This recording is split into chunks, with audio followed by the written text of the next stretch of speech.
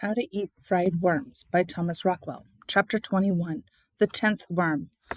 "What's for dinner?" said Billy's father, coming into the kitchen. "Well," said Billy's mother, "you and I and Emily are having hamburgers and string beans and mashed potatoes. Billy is having a fried worm."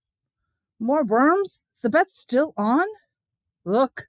She took a small plate covered with saran wrap out of the refrigerator.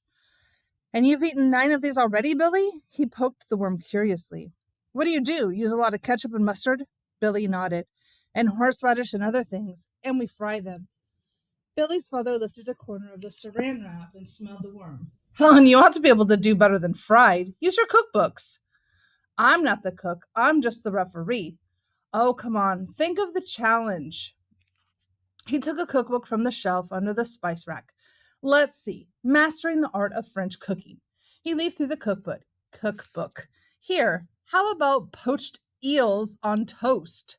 "No," said Billy's mother. "It calls for chopping up the eel into little pieces, and that would be against the rules." "How about spaghetti with worm balls, then? Or a savory worm pie?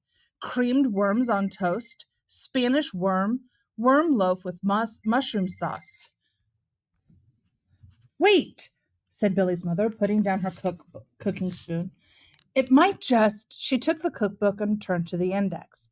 Here she read, Alsatian smothered worm. Dredge the worm with seasoned flour. Saute in 3 tablespoons drippings until browned. Cover with sliced onions. Pour over 1 cup thick sour cream. Cover pot closely and bake in a slow oven until tender. "Bravo," said Billy's father.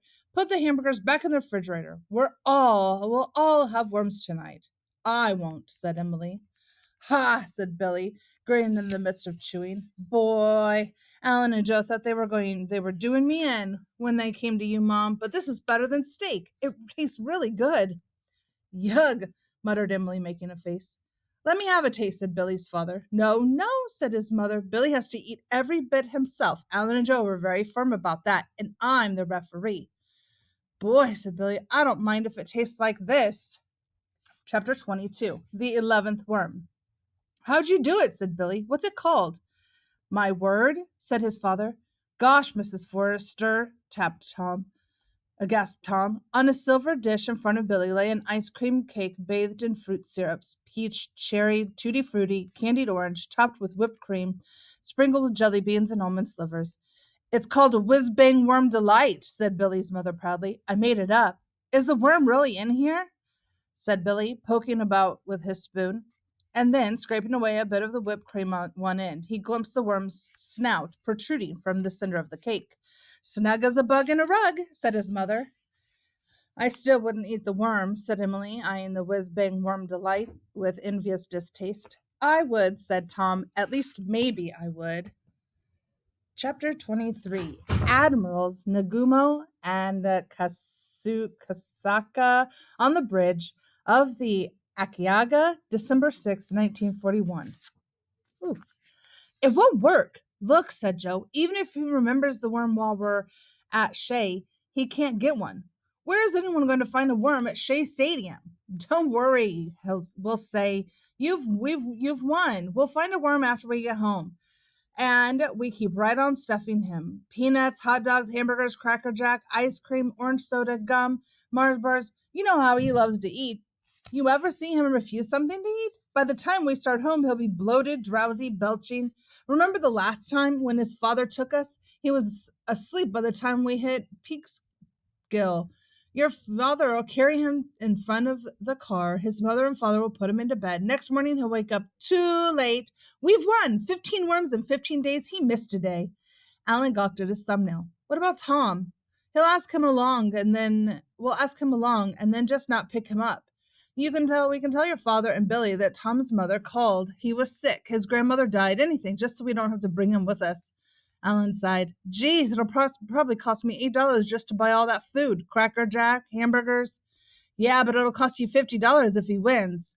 "Oh, yeah, well, oh, geez. How did I ever get into this? If my father finds out."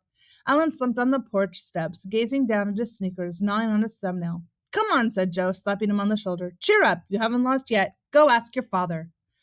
Chapter 24. The 12th worm. You think Alan really meant it when he said he'd given up? Asked Billy, turning down the flame under the frying pan. He was cooking a toasted cheese and worm sandwich. I don't know, said Tom, looking in the refrigerator. I suppose he asked us to the Mets game. Say, is that chocolate pudding? Yeah, but don't take any. It's for supper.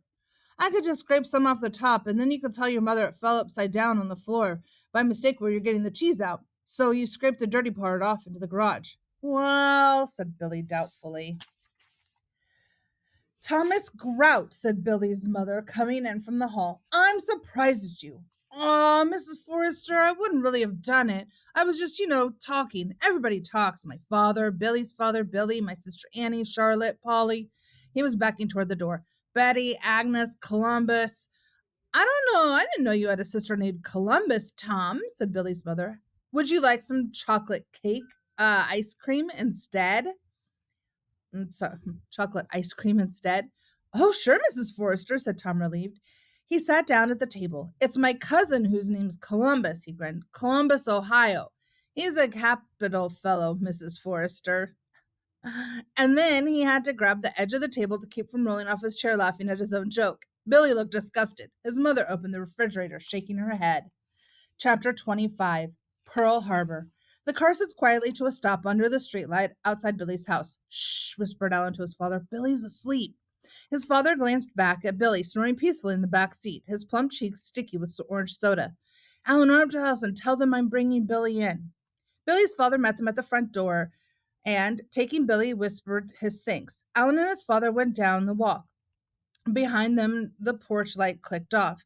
In the backseat of the car, Joe and Alan wrestled gleefully. We did it! We've won! He'll never wake up now. Alan shrugged out of Joe's grip and asked his father what time it was. Late, almost midnight, I think. Joe pulled Alan's head down and tried to sit on it. He couldn't do it now, even if he woke up. How could he find and cook and eat a worm in the dark? We've won! We've won!